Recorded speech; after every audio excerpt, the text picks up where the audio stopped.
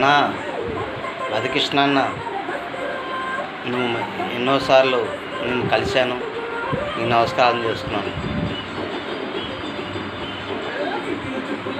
కాకపోతే మన క్రైస్తవంలోని దరిద్రం ఏంటంటే అన్న, ఎంతోమంది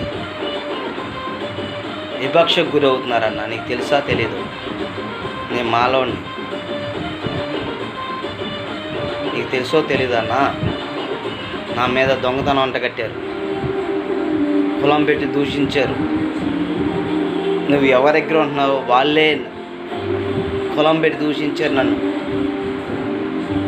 ఎంతకాలం అన్నా ఉడిగించేస్తావు?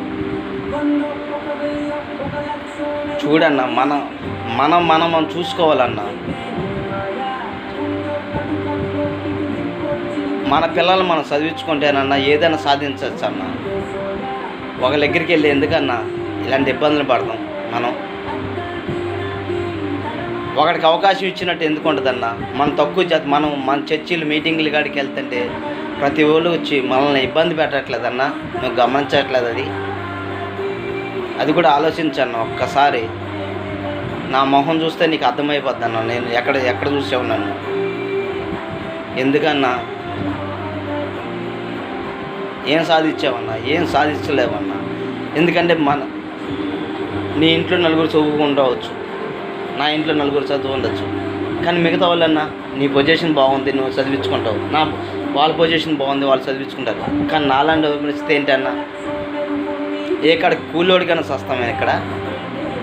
మన పిల్లలు అంతా కూలోడికైనా సస్తమేనా?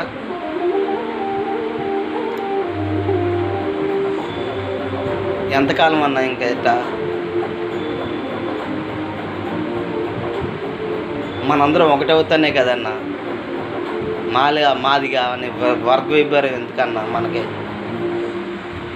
మనం నమ్మేది ఒకే దేవుణ్ణి, యేసుప్రభుని, సత్యమైన దేవుణ్ణి నమ్ముతున్నాం మనం. రాజ్యాంగం మనకు ప్రతిదీ కూడా రాసిచ్చింది, ప్రతిదీ కూడా భద్రపరిచింది రాజ్యాంగం. ఎందుకన్నా? మనం అంతా ఒకే కులం చెందిన వాళ్ళన్నా. బయట వాళ్ళు ఏం చెప్పుకుంటున్నారన్న? నా ముందే జరిగిందన్న కొన్ని విషయాలు.